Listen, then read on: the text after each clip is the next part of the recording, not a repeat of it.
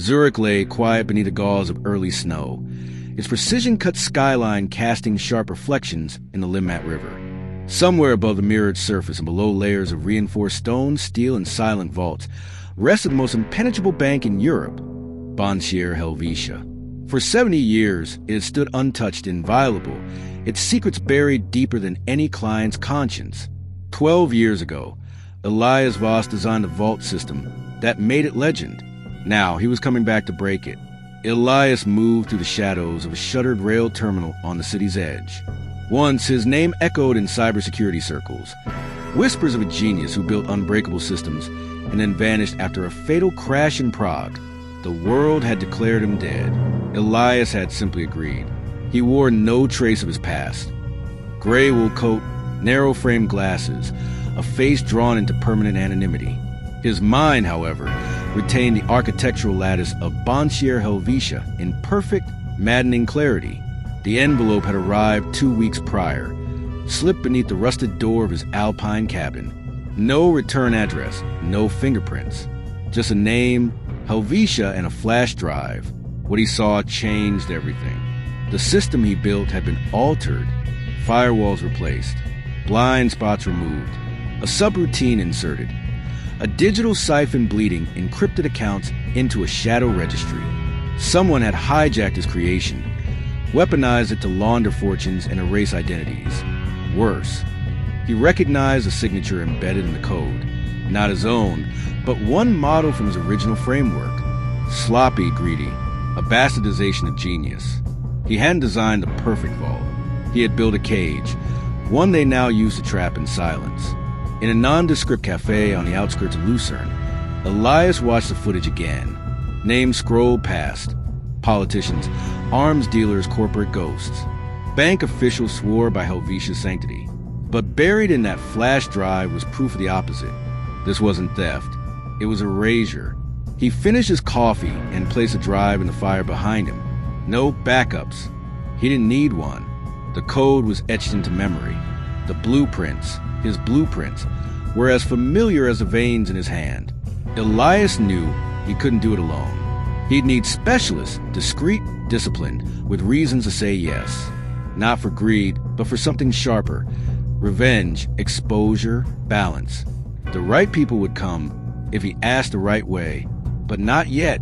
He stood from the booth, eyes scanning the street. Zurich moved around him like clockwork, orderly, predictable, blind. Just the way the powerful liked it. A breach wasn't impossible. It just hadn't been done. Yet, Elias Voss never believed in second chances. Only precision, timing, and leverage. 3 days after Zurich, he was crossing the northern border into France under a false name, his next move already in motion. Lena Moreau was waiting for him in the shadows of an abandoned cathedral in Lyon, once a prodigy locksmith. She now cracked museum vaults like riddles. Her reputation traveled faster than her name. "You're alive," she said flatly, no smile. "I thought you were smarter." "I need someone with fingers more patient than machines," Elias replied, sliding a folded diagram across the pew between them. She studied the lines, interlocking vault teeth, dual tumbler mechanisms, pressure thresholds calibrated to the gram. "Is this what I think it is?" "Yes," he said, "and it's already compromised." Her eyes narrowed. "You built this. Why break it?" Elias didn't blink, because they did first. In a forested corner of southern Germany, Elias found Tarek Alfalon, exiled hacker, code poet, and former whistleblower branded a traitor in 4 countries. He lived beneath a scrapyard, surrounded by dying machines and reborn circuits. Tarek took one look at the recovered data from Elias' flash drive and exhaled sharply. "This isn't laundering," he muttered. "It's digital sterilization. They're erasing entire bloodlines." Elias nodded. "I need you inside their system, not just to breach it. Corrupt it, make the data public, but undeniable." Tarek's fingers tapped an invisible keyboard. "I'll need burner satellites, a proxy ring, in at least 2 weeks." "You'll have one."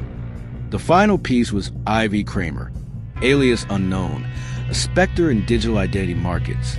She could forge diplomatic credentials, vanish people from airports, and rewrite access permissions like changing clothes. Elias found her in Warsaw, backstage in an underground auction of stolen identities. "You need me," she said before he even spoke. "The kind of breach you're planning doesn't start with code. It starts with walking through the front door." "I assume you have the key," he replied. "I have the face they want to see," she said with a grin, "and the one they'll never notice." By the week's end, the four were assembled in a forgotten chalet in Liechtenstein. Paper maps spread across a dusty oak table. No screens, no signals, only analog minds plotting a digital rupture. Elias stood before them, voice calm but urgent. "We're not stealing money. We're stealing truth. What they've buried beneath this bank. Names, actions, histories. They don't just protect wealth. They protect power." Lena crossed her arms. "And what do we get?" Elias looked at each of them in turn. Freedom or fire, that choice comes later. Outside, the wind howled through the mountains like a warning. Inside, the clock started ticking.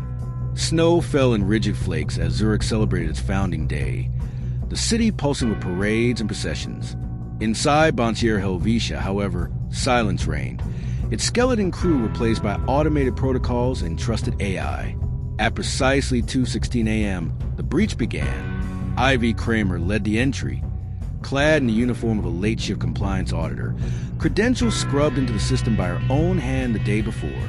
She passed 2 biometric checks, a retinal scan, and a silent nod from a sleepy guard who never looked twice. By the time he sipped his coffee, Ivy had rerouted the internal badge system, granting phantom clearance to 3 shadows trailing far beneath the lobby. Lena Moreau worked in rhythm with the building's heartbeat, tapping into the old service tunnels once used for currency shipments. Her hands danced across the reinforced steel like a pianist, each motion calibrated. Every lock yielded, not from force, but from trust betrayed by design. In the sub-basement, Tarek Alfalon was already at war. Firewalls rose like tides, but he danced through them, cloaked behind packet storms and forged identities. His code didn't simply bypass security. It made it believe he belonged. "You've got 9 minutes, he whispered through the comms. After that, the system recalibrates. Elias Voss, standing before the vault he once built, stared at the beast now turned against him. Cerberus, the AI sentinel, had evolved.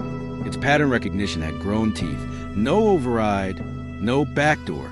He knew, because he never built one. He stepped forward, placing his hand on the panel. The scanner hesitated. Identity confirmed. Elias Voss. Access restricted. Anomaly logged. The door didn't open, but it blinked. That blink was all Tarek needed. A misread. A loophole. "I'm in. 15 seconds, give or take." The vault door shuddered, then groaned. Mechanisms turned with mechanical reluctance. Lena stepped forward, eyes wide not at the gold or cash. There was none, but at rows of cold storage drives. Shelf after shelf, unmarked and humming quietly. Elias exhaled. This is it. Inside those drives, encrypted files, transaction histories, forged identities, black budget ledgers, and names that never made headlines but moved nations. Suddenly, the lights flickered. Tripwire. Tarek barked. Something's watching. "I'm cutting the uplink. Get out now." A hidden protocol awakened. Cerberus initiated lockdown. "I'll jam the system from here," Tarek said. "Buy you 4 minutes, maybe." "No," Elias warned. "You won't make it." "I won't have to," he replied, already rerouting circuits. The team scattered. Ivy disappeared into the shadows. Lena grabbed 2 key drives. Elias, the last to leave, paused, just long enough to look back at the vault. His legacy, now a weapon. He disappeared into the escape route, an old maintenance tunnel. Seconds before steel shutters slammed shut. Behind them, the bank looked untouched, but inside the fire had begun. By dawn, the first leak had gone live. A quiet upload to an anonymous forum. Then another.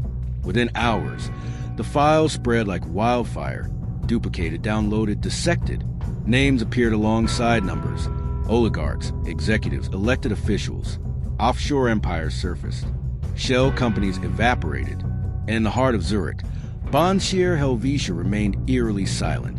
No press statement, no denial, only the absence of explanation, which echoed louder than any truth.